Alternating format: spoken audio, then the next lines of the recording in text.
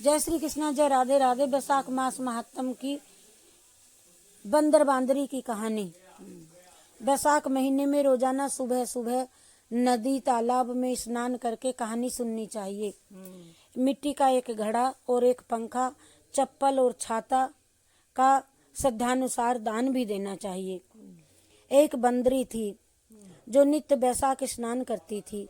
उसी गांव में राजा भी नित्य बैसाख स्नान करता था और बंदरिया नित्य राजा के आने से पहले ही तालाब में स्नान करके पेड़ पर चढ़ जाती थी।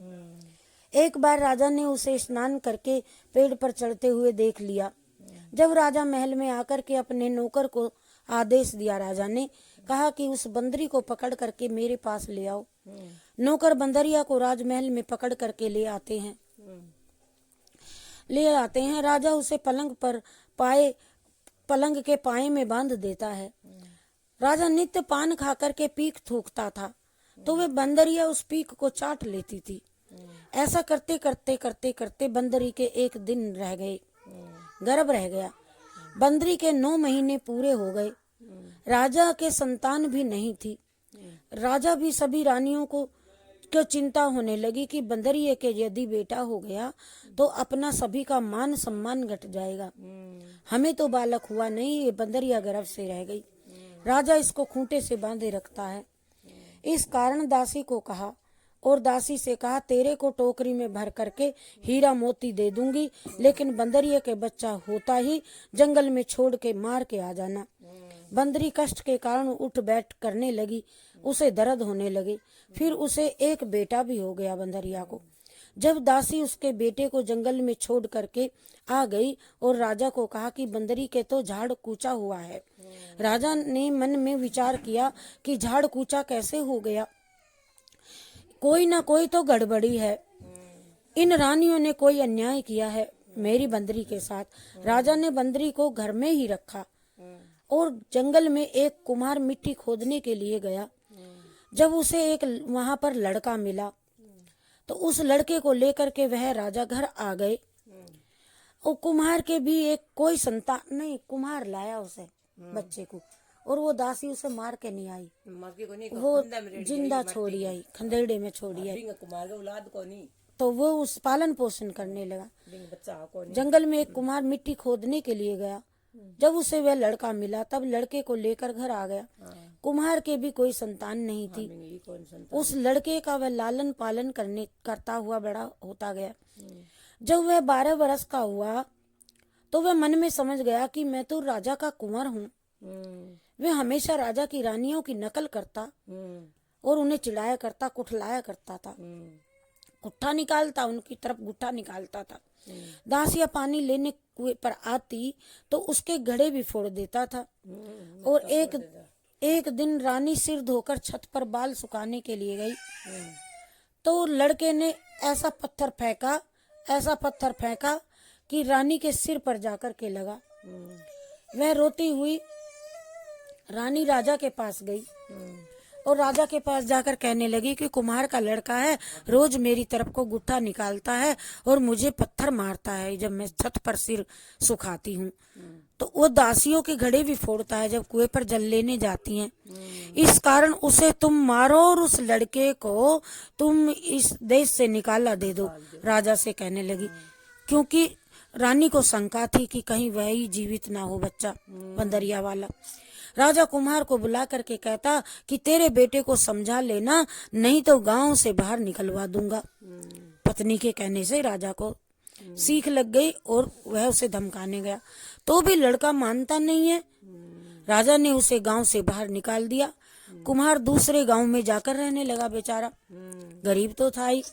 राजा के कहने अनुसार वह लड़का वापस उस गांव में आकर के रानी और दासियों के साथ फिर वही अनाकानी छेड़खानी करने लगा। करता था, लड़का हट्टी था, मानता नहीं, वो राजा का लड़का था। उस गांव में 160 लड़कियां थी। वे रोज बैसाख स्नान करती थी और जब वे बैसाख स्नान करती, बड़ पीपल सींचती, पंथुआरी सींचती। एक दिन सभी लड़कियां बहुत देरी से स्नान करने के लिए आई। स्नान करना, पूजा करना, कहानी कहते कहते 12 बज गए और दोपहर का समय हुआ। उन सभी लड़कियों को बहुत प्यास लगी। वे कहने लगी कि हमें तो बहुत तेज प्यास लगी है, लेकिन पानी पिए तो कहाँ पिए। थोड़ी आगे को गई तो एक पेड़ के नीचे पानी का घड़ा भरा रखा था। उसे देखा, वह पानी का घड़ा कुम्हार का लड़का भर करके पेड़ के ऊपर जाकर के बैठ गया। लड़कियों ने कुम्हार के लड़के से कहा कि ये लड़के हमें थोड़ा पानी पीने के लिए दोगे क्या? उस लड़के ने कहा, मैं सभी को पानी पीने दूंगा, लेकिन इस पेड़ के 7 फेरे खा जाओ। वे सभी आपस में बोलने लगी, अरे ये क्या करवा रहा है? ये लड़का पेड़ के ऊपर बैठा हमें कहता है फेरे ले ले, कहीं सच में हम फेरे ना लिए जाएं तो सभी लड़कियां उसके साथ विवाहित हो जाएंगी। लेकिन उनमें से एक लड़की को प्यास ज्यादा लगी थी, बोली हो सो हो, हम तो फेरा ले लेती हैं, प्यास पानी पीना है, फेरे देने में अपना जाता ही क्या है। इतना कहकर उसने 7 फेरे खा लिए और उसके पीछे पीछे लड़कियों ने भी, सियानी जो सखी थी सभी ने फेरे खा लिए। खा करके फिर पानी पिया घड़े का। जिन जिन लड़कियों ने 7 फेरे खाए थे उन सभी लड़कियों का उस लड़के के साथ विवाह हो गया। फिर वे सभी घर आ गई। 4-6 महीने हो गए, लेकिन किसी को भी देखने नहीं आया कोई भी उन लड़कियों, और ना ही विवाह के लिए किसी ने मुहूर्त निकाला, क्योंकि हमें हमारी बेइज्जती होगी, को पता चलेगा ये तो कुम्हार के घर चली गई बेटी। और ना ही विवाह का जिक्र किया। सब अपने पुत्रियों की तरफ से सबने मुंह मोड़ लिया। सभी लड़कियां कहने लगी, अरे इतने दिन हुए हमारा कोई पता लेने नहीं आया। अरे ऐसा क्या हुआ जो हमारे शावा ही नहीं निकल रहा? हमारे माँ बाप तो चिंतित हैं। एक बुढ़िया वहां पर रहती थी, शानी बुढ़िया। उसे एक लड़की की माँ ने कहा, तुम दोपहर में पड़ोस के बाड़े में बैठ करके सुनना, तुम्हारे विषय में लोग क्या क्या बातें करते हैं। बाड़े में बैठ करके सुनना कि तुम्हारी क्या क्या चर्चा करते हैं। माँ बाप तो चिंतित हैं, जो वापस आकर के मुझे फिर मुझे बताना, मेरी लड़कियों के विषय में लोग क्या क्या बातें करते हैं, मुझे चुपचाप आकर के बताना, जो वापस आकर के मुझे बताना। ये बुढ़िया वहां आकर के बैठ गई और लड़कियां कहने लगी, माँ जी मैं थोड़ी देर यहाँ पर बातें कर रहे हैं, आप यहाँ से कहीं दूर चली जाओ, आप यहाँ हमारी बातें क्यों सुन रही हो? जब वह बुढ़िया कहने लगी कि मुझे ना तो कुछ दिखता, ना री बेटी मुझे कोई सुनाई देता, तुम्हारी बातें करती रहो, मुझे तुम्हारी बातों से कोई लेना देना नहीं, मैं तो यहाँ बैठी हूँ, पड़ी हूँ, कहाँ जाऊं। तो लड़कियां आपस में बातें करती हुई कहती हैं कि उस दिन कुम्हार का लड़का पेड़ पर बैठा था। जब हम सबने पेड़ के 7 फेरे लिए तो हम सभी कुम्हार के लड़के के साथ हमारा विवाह हो गया, जिस कारण हम सभी के लिए सावा निकलता नहीं। बुढ़िया ने लड़कियों की सभी बातें सुनने आकर के घर पर सभी को, लड़कियों की माँ को आकर के सुनाई। तो तुम्हारी लड़कियां कुम्हार के लड़के के साथ ब्याही गई हैं। फिर लड़कियां के माँ बाप कुम्हार के घर जाकर के कहा कि हमारी लड़कियां तुम्हारे बेटे के साथ विवाह कर लिया है, इस कारण सभी लड़कियों का विवाह तुम्हारे लड़के के साथ करना ही पड़ेगा, और अब क्या करें? कुम्हार कहने लगा, ये इतनी पत्नियों को मेरा बेटा कैसे संभालेगा, मैं गरीब आदमी। लड़के को पूछा तो उसने कहा, मैं सभी को संभाल लूंगा, आप कोई चिंता ना करें। उन सभी लड़कियों का विवाह कुम्हार के लड़के के साथ कर दिया गया। लड़कियों के माँ बाप ने धन दहेज दे करके उनको वहां से रवाना किया। फिर हर लड़की के एक एक लड़का हुआ। उनके 108 लड़के भी हो गए, 108 लड़कियां थी वे। 108 लड़का तो नहीं है फिर। एक दिन बंदरी के लड़के ने बोला, हम सभी राजा से मिलने के लिए चलते हैं। उसने अपनी पत्नियों से कहा, कपड़ा वगैरह पहन करके तैयार हो जाने को बोला और राजा को समाचार भी भेज दिया, हम सभी आपको मिलने के लिए आ रहे हैं। कुम्हार के लड़के ने पहले से ही पत्नियों से कहा कि वहां पर एक बांदरी बैठी होगी और वह मेरी माँ है, उन्हें तुम उनके चरण स्पर्श करके आशीर्वाद लेना।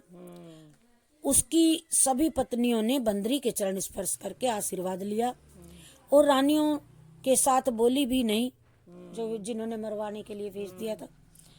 बोली भी नहीं वे, और ना ही स्पर्श किया, ना ही देखा। तो उन रानियों को देख करके गुस्सा आया। राजसभा में ये इतनी कुम्हार की बहुएं आई और बंदरिया को तो मान कर देती हैं सम्मान, हमें नहीं। वे राजा के पास जाकर कहने लगी कि अभी अभी कुम्हार के लड़के का गुण वही के वही है जो पहले था, ये वैसा का वैसा ही है। उसकी सभी पत्नियों ने बंदरी के चरण स्पर्श किए, लेकिन हमारे किसी के भी चरण स्पर्श नहीं किए। जब वह कुम्हार के लड़के ने कहा, राजा जी, पिता है ना राजा वो उसका, मैं इस बंदरी का बेटा हूँ और रानियों के कहने से दासी ने मुझे जंगल में छोड़ दिया। कुम्हार को मैं माटी खोदते समय मिला हूँ, ये मेरा पिता नहीं है, इसने मुझे पाला पोसा पाले पोसे है। और झूठ बोल रहा हूँ तो पूछो इस मेरे पिता कुम्हार से। राजा को ये बात सच्ची लगी। हाँ, मेरी बंदरी को गर्भ था और वह इन्होंने नष्ट कर दिया, ये बता दिया था। राजा ने रानियों को देश निकाला दे दिया। उसी वक्त बात राजा बेटा पोता बहुएं सहित राज करने लग गए। राजा बंदरी व लड़कियां बैसाख स्नान करते थे सभी, जिससे वह 108 पोता पोती के साथ में राज करने लगे। बोलो जय श्री कृष्ण चंद्र भगवान की जय। कृष्ण राधे की जय, राधे कृष्णा की जय, कृष्ण राधे की जय, राधे कृष्णा की जय। मुरली कन्हैया तेरी जय जय जय, बंसी वाले कन्हैया तेरी जय जय जय।